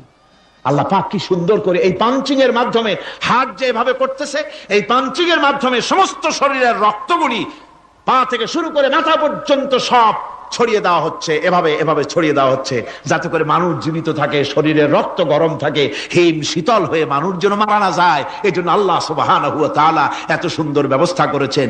এক সময় আঘাত পেয়ে অনেকগুলি রক্ত যদি পড়ে যায়, মানুষ রক্ত শূন্যতায় মরবে না, আবার খানিকটা রক্ত রিজার্ভ থাকে, আল্লাহ পাক রিজার্ভ করে রাখেন। স্পঞ্জের ভিতরে পানি থাকলে উপর থেকে টের পাওয়া যায়, ওরকম খানিকটা রক্ত আল্লাহ শরীরের ভিতরে রিজার্ভ রেখেছেন। এই জন্য বড় বড় ডাক্তাররা, বড় বড় ডাক্তার, বড় বড় বিজ্ঞানী কখনোই নাস্তিক হয় না। এই সব দৃশ্য দেখে তারা মনে করে নিশ্চয়ই একজন কেউ আছেন যিনি এগুলি তৈরি করেছেন, এগুলি এমনে এমনে হয় নাই। যিনি তৈরি করেছেন তিনি কে? তিনি হচ্ছেন আল্লাহ সুবহানাহু ওয়া তাআলা। তিনি এগুলি সৃষ্টি করেছেন, তিনি এগুলি তৈরি করেছেন। ওই আল্লাহ পাকের কাছেই আমাদের সকলকেই ফিরে যেতে হবে। আল্লাহ রাব্বুল আলামিন তিনি বলছেন, আমি মানুষ সৃষ্টি করেছি, খালাকাল ইনসানা আল্লামাহুল বায়ান। মানুষ সৃষ্টি করেছি, শুধু মানুষকে সৃষ্টি করি নাই, আমি আবার তার জোড়াও তৈরি করে দিয়েছি। মানুষ একা একা না, পৃথিবীতে সব জোড়ায় জোড়ায় তৈরি করেছি। উদ্ভিদের মধ্যে জোড়া তৈরি করেছি, প্রাণী জগতের মধ্যে জোড়া তৈরি করেছি। এই দুনিয়ার ভিতরে যা কিছু আছে, উদ্ভিদ হোক আর মানুষ হোক, প্রাণী জগৎ হোক, সবগুলিকে আমি আল্লাহ জোড়া বানাইছি, জোড়ায় জোড়ায় নর এবং নারী সবগুলির মধ্যে করে দিয়েছি। ওয়া মিন আয়াতিহি আন খালাকা লাকুম মিন আনফুসিকুম আজওয়াজান লিতাসকুনু ইলাইহা ওয়া জাআলা বাইনাকুম মাওয়াদ্দাতান ওয়া রাহমা। আল্লাহ রাব্বুল আলামিন বলেন, আমার অগণিত নিদর্শনের ভিতরে এটাও একটি নিদর্শন যে আমি তোমাদের থেকে তোমাদের জোড়া তৈরি করেছি, তোমাদের স্ত্রীদেরকে তৈরি করেছি, যাতে করে তোমরা তাদের কাছে শান্তি পাও। আর তোমাদের মধ্যে ভালোবাসা সৃষ্টি করেছি, মহব্বত সৃষ্টি করে দিয়েছি। আর পরিণত বয়সে এই মহব্বতকে আমি আল্লাহ করুণার সহৃদয়তায় পরিণত করে দেই। তোমার থেকে তোমার জোড়া নারী সৃষ্টি করেছি, স্ত্রী। সেই স্ত্রীর কাছে তুমি তোমার স্বস্তি শান্তি ফিরে পাবে। আর যখন বৃদ্ধ হয়ে যাবে, তখন এই ভালোবাসাটা আমি করুণা আর মহব্বতের মধ্যে পয়দা করে দেই। এর দ্বারা এই ভালোবাসা এবং মহব্বতের মাধ্যমে সন্তান সন্ততি পৃথিবীতে আসে, নাতি আসে, পৌত্র আসে, পৌত্রী আসে, এভাবে করে আত্মীয় স্বজন পরিবেষ্টিত অবস্থায় দুনিয়ায় মানব বংশ আমি এভাবে করে বৃদ্ধি করি। আর এরপরে মানব সৃষ্টি করে মানুষকে এক পরিবেশ সৃষ্টি করে দিয়ে তাকে কথা বলারও আমি ভাষা শিখিয়েছি। আল্লামাহুল বায়ান, মানুষকে আমি কি শিক্ষা দিয়েছি? কথা বলতে আমি শিক্ষা দিয়েছি। কথা বলার কারণেই মানুষ মানুষ, আর কথা বলতে পারে না বলে মানুষের সাথে পশুর সাথে এই বিরাট পার্থক্য। পশু কথা বলতে পারে না, মানুষ কথা বলতে পারে। কথা বলা হচ্ছে মানুষের একটা বিশেষ বৈশিষ্ট্য। আরে বায়ান শব্দের অর্থ শুধু কথা নয়, বায়ান শব্দের অর্থ হচ্ছে চেতনা, বুদ্ধি, অনুভূতি, প্রজ্ঞা, মেধা, চিন্তা, বিবেচনা, ইচ্ছা শক্তি, প্রতিরোধ শক্তি, এ সবগুলি বায়ানের ভিতরে সীমাবদ্ধ। যে আমি বায়ান শিক্ষা দিয়েছি, তার মানে এতগুলি জিনিস আমি তোমার মধ্যে আমি সৃষ্টি করে দিয়েছি মানুষের মধ্যে। এরপরে এ বায়ান একটি শিক্ষা। শিক্ষা বলতে বুঝায়, এই শিক্ষাটা আল্লাহ সবাইকে দিয়েছেন। মাছ সাঁতার কাটতে পারবে, পাখি আকাশে উঠতে পারবে, পাখিকে আল্লাহ ওড়ার ক্ষমতা দিয়েছেন। মুরগির বাচ্চা ডিমের থেকে বের করে পানির মধ্যে ছেড়ে দিবেন, ও সাঁতার কাটতে পারবে না। আপনি আমারে কোন মুরগির ডিমের ভিতরে মুরগির বাচ্চা, হাঁসের ডিমের ভিতরে হাঁসের বাচ্চা, সে কি করে বোঝে ডিমের কোন অংশ পাতলা? সেই অংশটা সে অপারেশন শুরু করে দেয়। সে কিন্তু সব জায়গায় ঠকায় না। ওই ডিমের পর্দার ভিতরে একটা অংশ আছে পাতলা, সামান্য পাতলা, সেই পাতলা অংশ সে ঠুকঠুক করে একটুখানি অপারেশন করে, পর্দাটা ফেটে যায়, সেখান থেকে সে বেরিয়ে আসে। কে শিখালো যে এই জায়গায় ঠুকঠুক করে আওয়াজ কর, বেরোতে পারবি? কে শিখালো? আল্লাহ পাক শিক্ষা দিয়েছেন। এটা বায়ানের অন্তর্গত। মানুষকে দিয়েছেন বায়ান, ওকে দিয়েছেন শিক্ষা। হাঁসের বাচ্চা পানির ভিতরে ছেড়ে দিলে ওকে সাঁতার কাটতে হবে, কে শিখালো? আল্লাহ পাক। বাতাসে পাখিরা উড়ে বেড়ায় ডানা মেলে। আওয়ালাম ইয়ারাও ইলা তায়রি সাফাতিন ওয়া ইয়াকবিদনা মা ইউমসিকুহুন্না ইল্লার রহমান। দেখে নাকি তারা পাখিটি কেমন? মেলি দুটি লঘু ডানা, উড়িয়া বেড়ায় শূন্যের পরে নাহি তার কোনো মানা। আবার সে ডানা গুটাইয়া চলে কিন্তু পড়ে না তবু, বলকে বাতারে শূন্যে রাখিছে ভিন্ন সে এক প্রভু। প্লেনের মতো, এরোপ্লেনের মতো, দেখছেন না পাখিগুলি এরকম এরকম করে ওড়ে। আবার কখনো উঠতে গিয়ে আর ডানা দোলায় না, দুটো ডানা শরীরের সাথে মিশাইয়া একেবারে রকেটের মতো উড়ে চলে যায়, কিন্তু পড়ে যায় না। কে তাকে শূন্যের উপরে রেখেছে? জোরে কন, কে রেখেছে? এই ট্রেনিং আল্লাহ পাক তাকে দিয়েছেন। আল্লাহ পাক তাকে এই শিক্ষা দিয়েছেন। এই শিক্ষা, পানিতে সাঁতার কাটবে মাছ, বায়ুতে ভেসে বেড়াবে পাখি, তারপরে মানুষের চোখের পলক পড়বে, পাকস্থলী হজম করবে, এসব শিক্ষা আল্লাহই দিয়েছেন। প্রত্যেকটা জিনিসকে সৃষ্টি করেছেন, আর তার কাজটাও কিভাবে হবে তাও আল্লাহ পাক শিখিয়ে দিয়েছেন। এই জন্য শুধুমাত্র এই শিক্ষাটুকুনি নয়, মূল শিক্ষা হচ্ছে আল্লামাহুল বায়ান। এর আসল অর্থ হলো মানুষের জ্ঞানের পূর্ণতার জন্য আল্লাহ পাক বায়ান দিয়েছেন। সে বায়ান হচ্ছে কোরআনে কারীম। সে বায়ান কি? কোরআন। এই কোরআন হচ্ছে মানুষের জ্ঞানের পূর্ণতা। কোরআন দিয়েই মানুষের জ্ঞান পরিপূর্ণ হয়। ওমা উতীতুম মিনাল ইলমি ইল্লা কালিলা, তোমাদেরকে খুব সামান্যতম জ্ঞান দেওয়া হয়েছে। আসল জ্ঞানের মালিক কে? আল্লাহ সুবহানাহু ওয়া তাআলা। আল্লাহ রাব্বুল আলামিন বলেন, আশ-শামসু ওয়াল কমারু বিহুসবান ওয়ান নাজমু ওয়াশ-শাজারু ইয়াসজুদান। সূর্য এবং চন্দ্র একটা বিরাট একটা হিসাবের অনুসরণে বাধ্য। সূর্য আর চন্দ্র একটা হিসাবের অনুসরণে বাধ্য, এর ব্যতিক্রম হওয়ার কোনো উপায় নাই। সূর্য এবং চন্দ্র তার আপন আপন কক্ষপথে ঘুরবে, ইচ্ছে মাফিক সূর্য চন্দ্র ঘুরতে পারবে না।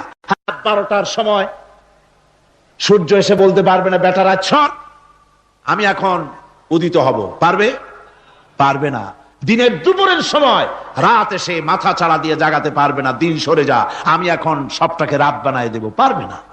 চন্দ্র এবং সূর্য একটা নির্ধারিত একটা হিসাবের অনুসরণে তারা রয়েছে, আর এই হিসাবের নিয়ম, কঠোর হিসাবের নিয়মতান্ত্রিকতার ভেতরে থাকার কারণেই মানুষের জন্য চন্দ্র মাস বছর ইত্যাদি গণনা মানুষের জন্য আল্লাহ সহজ করে দিয়েছেন। আল্লাহ পাকের নবীর কাছে জিজ্ঞাসা করা হচ্ছে, ওয়ায়াসআলুনাকা আনিল আহিল্লাম, ও নবী আপনাকে প্রশ্ন করা হয় চাঁদ সম্পর্কে। কাফেররা প্রশ্ন করেছে চাঁদের ক্রমবর্ধমান ক্রমহ্রাস কেন, চাঁদ বাড়ে কেন, কমে কেন, আপনারে জিজ্ঞাসা করা হয়, আপনি জবাবে বলুন কুল হিয়া মাওয়াকিতু লিন্নাস, বলুন এ চাঁদ হচ্ছে মাস দিন বছর গণনা করার জন্য, গোটা পৃথিবীবাসীর জন্য আমি একটা স্থায়ী ক্যালেন্ডার আকাশে ঝুলায় রাখছি। জোরে কোন সুবহানাল্লাহ। বিনা পয়সার ক্যালেন্ডার কে ঝুলায় রাখছেন? আল্লাহ সুবহানাহু ওয়া তাআলা তিনি ঝুলিয়ে রেখেছেন এই ক্যালেন্ডারকে।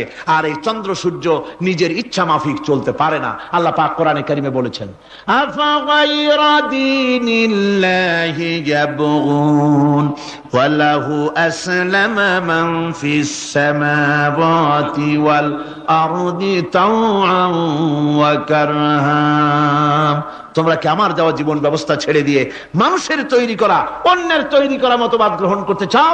ওয়ালাহু আসলামা মান ফিস সামাওয়াতি ওয়াল আরদ, অথচ আকাশে যা কিছু আছে জমিনে যা কিছু আছে সব আমার কি করছে? আমার হুকুম মেনে আমার আনুগত্য করে তারা চলছে, আনুগত্যের সামনে মস্তক অবনত করে দিয়েছে। তাই তো আমরা দেখতে পাই তাল গাছে কোনোদিন বেল হয় না, হয়? চট্টগ্রামে হয় বোধহয়। তাল গাছে বেল হয়, নারকেল গাছে আম হয়, নিম গাছে লিচু হয়, হয় না। আল্লাহর সুন্নতের ভিতরে কোনো পরিবর্তন পাওয়া যাবে না। দেখুন বঙ্গোপসাগরের পানি মিষ্টি না নোনা? সবাই বলুন মিষ্টি না নোনা? বঙ্গোপসাগরের নোনা পানি জোয়ারের টানে এই বঙ্গোপসাগরের নোনা পানিগুলি পদ্মা মেঘনা যমুনার ভিতরে প্রবেশ করে মিষ্টি পানির ভিতরে, আবার ভাটির টানে পদ্মা মেঘনা যমুনার পানিগুলি মিষ্টি পানিগুলি নোনা পানির মধ্যে গিয়া ঢোকে।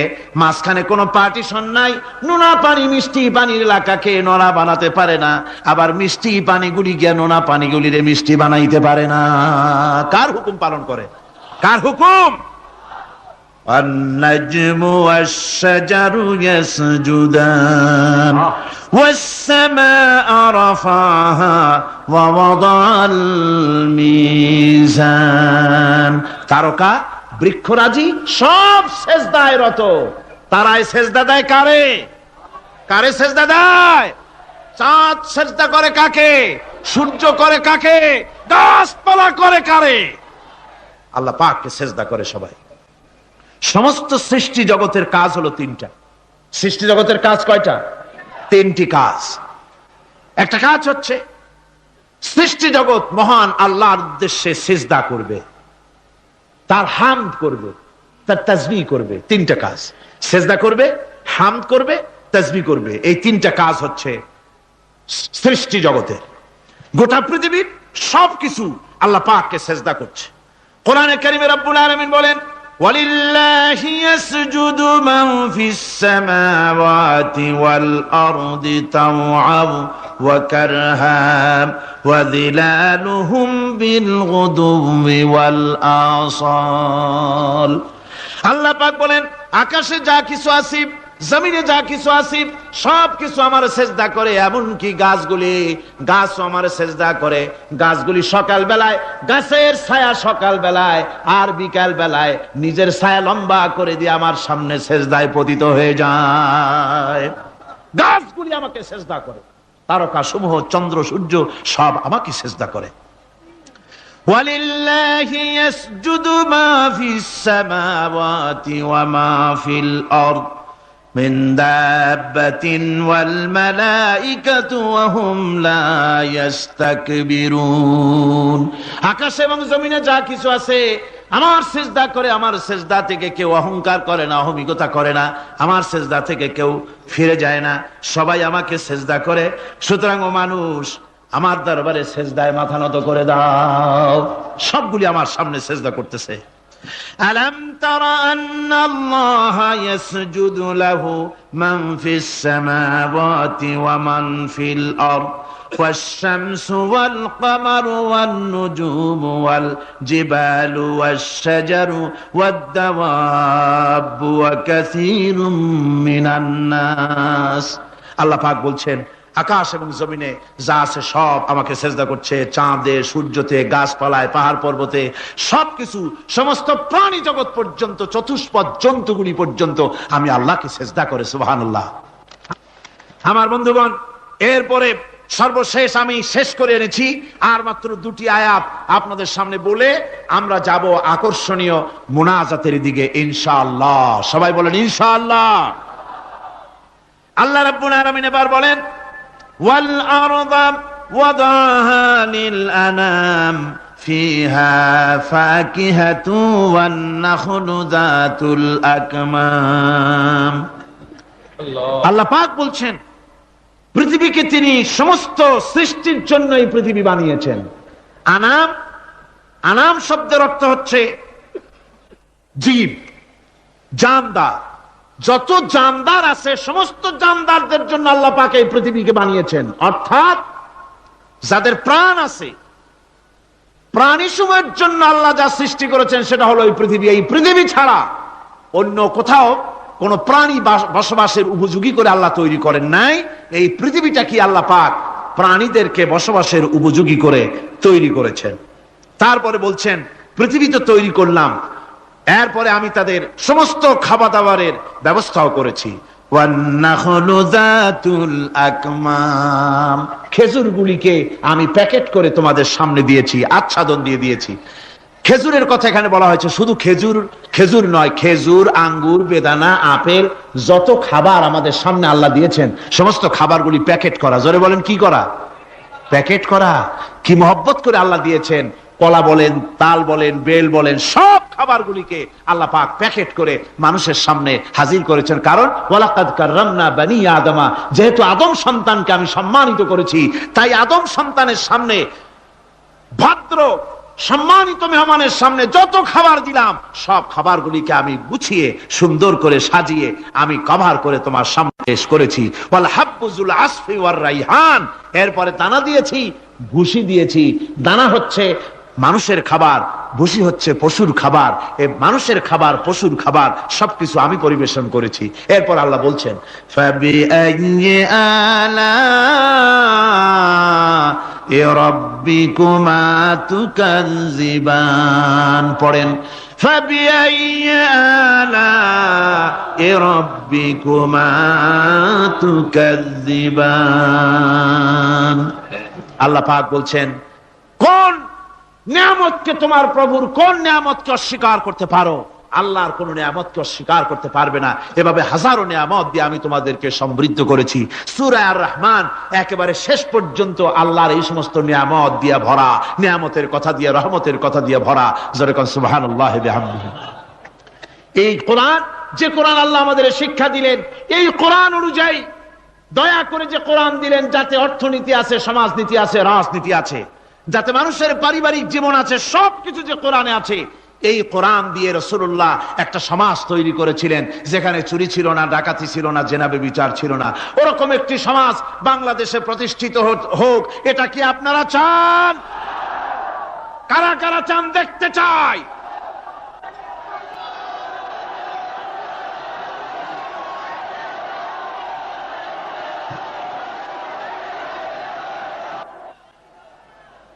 আলহামদুলিল্লাহ। সবাই কোন আলহামদুলিল্লাহ। আদব রক্ষা করুন, আদব রক্ষা করুন। তাড়াতাড়ি বসুন, তাড়াতাড়ি। আলহামদুলিল্লাহ।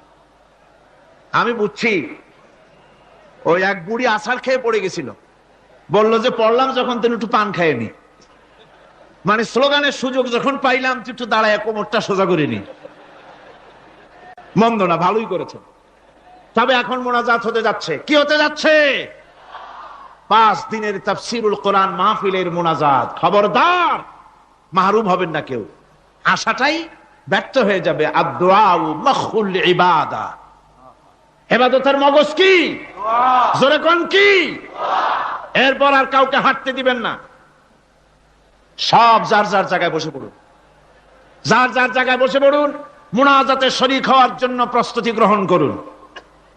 আল্লাহ সুবহানাহু ওয়া তাআলা তিনি আমাদের জন্য কোরআন দান করেছেন। এই কোরআনই সমাজ গঠনের জন্য আমাদেরকে ঐক্যবদ্ধ হতে হবে। কোরআনের সমাজ গঠন করতে চান, রাসূল করিম সাল্লাল্লাহু আলাইহি সাল্লাম এই কোরআন দিয়ে সমাজ গঠন করেছিলেন। সেই সমাজে চুরি ছিল না, ডাকাতি ছিল না, জেনা ছিল না, ব্যভিচার ছিল না। সেই সমাজ প্রতিষ্ঠা করতে গিয়ে রাসূলুল্লাহকে রক্ত দিতে হয়েছিল, জীবন দিতে হয়েছিল সাহাবায়ে কেরামদেরকে। আমাদেরকেও প্রয়োজন হলে রক্ত দিতে হবে। পারবেন? পারবেন? আজকে সারা পৃথিবী জুড়ে মুসলমানদের বিরুদ্ধে চূড়ান্ত আযাব এসেছে, চূড়ান্ত গজব এসেছে, চূড়ান্ত মার এসেছে। এই মারের মধ্য থেকে আমাদেরকে বাঁচতে হবে, আমাদেরকে প্রস্তুতি নিতে হবে। আগামী দিনের জন্য, আল্লাহর দ্বীন প্রতিষ্ঠার জন্য দৃঢ় সংকল্পবদ্ধ আমাদের হতে হবে। যেসব নারী, বৃদ্ধা, শিশু চিৎকার বেড়ে আমার কাছে বলতেছে, রব্বুল আলামিন মেহেরবানি করে এই জালিম জনপদ থেকে আমাদের বাঁচাও, তোমার পক্ষ থেকে আমাদের জন্য সাহায্যকারী পাঠাও। এই বলে যখন বসনিয়ার মুসলমানেরা কান্দে, যাদের টাকা আছে, পয়সা আছে, ওদের সাহায্য করতে যারা এগিয়ে এলো না, কিয়ামতের দিন আল্লাহর দরবারে অবশ্যই আসামি হওয়া লাগবে, কোনো সন্দেহ নাই। আজ আরাকান আমাদের বাড়ির কাছে, বার্মা, সেখান থেকে আমার কাছে লেখা হয়েছে। তারা লিখছে, সামরিক জান্তার সম্মিলিত সামরিক বাহিনী নতুন ভাবে চরম নির্যাতন শুরু করেছে। এবারের নির্যাতনের প্রধান টার্গেট হচ্ছে আলেম সমাজ। এ বাহিনী দীর্ঘদিন ধরে মুসলিম নারীদের জন্য শরীয়তের দৃষ্টিতে পর্দা আবশ্যক নয় মর্মে আলেমদের কাছ থেকে ফতোয়া আদায়ের জন্য চেষ্টা করে। ব্যর্থ হয়ে বর্তমানে আলেমদেরকে পাইকারি হারে গ্রেফতার করে ব্যারাকে নিয়ে গিয়ে অমানুষিক নির্যাতন চালাচ্ছে, আলেমদের পুড়িয়ে দাড়ি মুন্ডিয়ে দিচ্ছে। আরাকানের গ্রান্ড মুফতি মাওলানা নুরুল হক সাহেবকে অনেক নির্যাতনের পর উপরোক্ত ফতোয়া আদায় করতে না পেরে নির্মম ভাবে তাকে হত্যা করেছে। প্রতি মুসলিম পাড়া থেকে 20-30 জন করে মুসলিম যুবতী সামরিক বাহিনীর ব্যারাকে সরবরাহ করার জন্য নির্দেশ দেওয়া হয়েছে। অনেক যুবতীদের ইতিমধ্যে ব্যারাকে নিয়ে গিয়ে সামরিক নির্যাতন চালিয়ে তাদেরকে হত্যা করা হয়েছে। আরাকান থেকে এই চিঠি আমাদের কাছে এসেছে। কাশ্মীরের উপরে ভারত যে অত্যাচার করতেছে, কাশ্মীরের ব্যাপারে আমরা আগের থেকে আমাদের মত ব্যক্ত করে এসেছি। আমরা কাশ্মীরি জনগণের সপক্ষে। কাশ্মীরি মুসলমানেরা বছরের পর বছর ধরে আত্মনিয়ন্ত্রণাধিকারের প্রশ্নে তারা এক পায়ে দাঁড়িয়ে আছে। তাদেরকে রেফারেন্ডাম দেওয়া হোক, কাশ্মীরিরাই তাদের ভাগ্য নিজেরাই নিয়ন্ত্রিত করুক, এটাই ছিল জাতিসংঘের কথা, এটাই ছিল বিশ্ব বিবেকের কথা। কিন্তু ভারতের জালিম সরকার, মুশরিক সরকার, কাফের সরকার ভারত কাশ্মীরের মুসলমানদেরকে নির্বিবাদে হত্যা করছে। আমি আশ্চর্য হয়ে যাই যখন দেখি বাংলাদেশের কোন কোন পত্রিকায় কাশ্মীরি জনগণকে লেখে বিচ্ছিন্নতাবাদী। এরা নির্লজ্জ ভাবে ভারতের পা চেটে নিজেদের জীবিকা নির্বাহ করে। আমি আজ আপনাদের খেদমতে আরজ করতে চাই, পৃথিবীর নির্যাতিত মুসলমানদের পাশে আমরা আমাদের জীবন নিয়ে পাহারা দেব। আমাদের আর কিছু না থাকতে পারে, আমাদের ঈমানের মজবুতি আছে। ঈমানের মজবুতি আছে না? আপনারা মনে রাখবেন, ভারত তার অপসংস্কৃতি আমাদের মধ্যে ঢুকাচ্ছে। বাংলাদেশের মধ্যে মঙ্গল প্রদীপ দিয়ে অনুষ্ঠান শুরু হয়ে গিয়েছে, মঙ্গল প্রদীপ দিয়ে অনুষ্ঠান শুরু করা হচ্ছে। তারপরে নববর্ষ উদযাপনের জন্য হিন্দুয়ানি কায়দায় উদযাপন করা হচ্ছে। সাব গেমস শুরু করা হলো, কোরআনে কারীম তেলাওয়াত করা হলো না। সেখানে বর এবং বধূ বানানো হয়েছে, তাতে টোপর পরায়া হিন্দুয়ানি কায়দায় করানো হয়েছে। বাংলাদেশের কলেজ ইউনিভার্সিটির সামনে মূর্তি বসানো হতেছে। সুতরাং অপসংস্কৃতি দিয়ে ভারত বাংলাদেশের উপর তার আধিপত্য বিস্তার করতেছে। এ ব্যাপারে মুসলমানদের ঐক্য চাই। ভারতের আমাদের ব্যাপারে ভারতের যে ভূমিকা, সে ভূমিকা হচ্ছে ওরা আমাদেরকে মেরে ফেলতে চায়, ওরা আমাদেরকে পানিতে মারবে, ওরা আমাদেরকে ভাতে মারবে, ওরা আমাদেরকে শেষ করে দেবে, স্বাধীনতাকে বিপন্ন করে দেবে।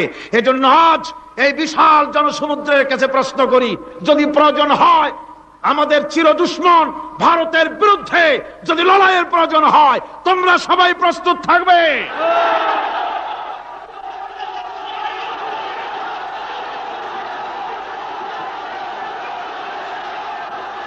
আরেকটি কাজ হচ্ছে ঐক্যবদ্ধ হওয়া।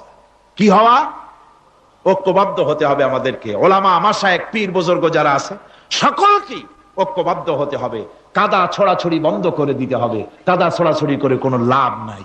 কাদা ছড়াছড়ি বন্ধ করতে হবে। ঐক্যবদ্ধ হয়ে আলেম, ওলামা, বুজুর্গ সব যদি আমরা এক হয়ে যাই, আমরা দিন প্রতিষ্ঠা করতে পারবো। বাংলাদেশে ওই যে আপনি দেখেন কিছু লোক চিল্লায়, মনে করেন ওদের পত্রিকা আছে অনেক, দেওয়ালের লেখা আর পত্রিকার লেখা দেখে মনে করবেন না যে ওরা অনেক। পুকুরের মধ্যে বিরাট পুকুর, খুব লাফায় পানি, মনে করেছে যে অনেক মাছ বুঝি, পরে জাল ফেলে দেখে যে শুধুমাত্র 3টে পুঁটি মাছ।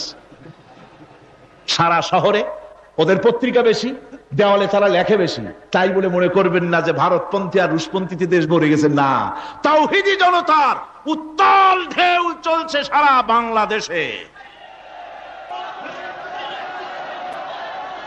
আলহামদুলিল্লাহ, আল্লাহ রাব্বুল আলামিন আমাদের এসব কথা মেনে চলার তৌফিক দিন, জোরে বলেন আমিন। আর এসব কাজ করার জন্য আমি যুবকদেরকে ডাকবো। ইসলাম প্রতিষ্ঠার জন্য যুবকরা হলো সবচাইতে বেশি জরুরি। যুবক সবচাইতে বেশি জরুরি। কি? জোরে কোন কি? তাকায় দেখেন তো, মাহফিলে মাথা উঁচু করে না, আপনি যেখানে বসে আছেন আপনার ডান দিকে তাকান, বাম দিকে তাকান, কাদেরে দেখেন? কোন? সারা মাহফিলে কাদেরে দেখেন? ও যুবকেরা, কিয়ামতে তোমরাই যাবা বেশি বেহেশতে, তোমরাই যাবে। সুবহানাল্লাহ। বেহেশতে কারা যাবে? যুবকরা যাবে, তোমরা বেহেশতে যাবে। আমি আমার কলেজের ছাত্র, ইউনিভার্সিটির ছাত্র, সমস্ত ছাত্র যুবকদেরকে বলতে চাই, যুবকেরা শুনে নাও, তোমাদের নেতারা ঢাকা থেকে যখন তোমাদের কাছে আসে, যে পার্টি তুমি করো না কেন, তোমাকে টাকা দেয়, অস্ত্র দেয়, নারী দেয়, মদ দেয়, পরের মিটিং ভাঙতে বলে, মিছিল ভাঙতে বলে। তুমি আমাকে বলো, নিজের কাছে নিজে প্রশ্ন করো, তোমার নেতা কি কোনোদিন তোমাকে বলেছে বাবা আল্লাহর দরবারে উঠতে হবে, কিয়ামতে জবাব দিতে হবে, খবরদার 5 ওয়াক্ত নামাজ ঠিক মতো পড়ো, সকালবেলায় কোরআন শরীফ পড়ো, মা বাবার খিদমত করো, আর সত্য কথা বলো, মারামারি কোনোদিন করো না, এমন কথা কোন নেতা তোমাকে কোনোদিন বলেছে নাকি? বলে নাই। তোমার নেতারা তোমাকে লাঠির মতো ব্যবহার করে। আমাদের কথা দেওয়ালে লেখো, আমাদের জন্য এই করো সেই করো, এই সব করে বেড়ায়। আমি যুবকদের বলি, খবরদার আমার যুবক ভাইরা, ফিরে আসো ইসলামের দিকে। তোমাদের রক্তের উপর ইসলাম প্রতিষ্ঠিত হয়েছে, আবার ভবিষ্যতেও তোমাদের রক্ত দিয়েই, তোমাদের শক্তি দিয়েই দিন প্রতিষ্ঠিত হবে। শাহাদাতের মৌতের চাইতে আরামের মৌত আর পৃথিবীতে মোটেও নাই। সুবহানাল্লাহ ওয়া বিহামদিহি।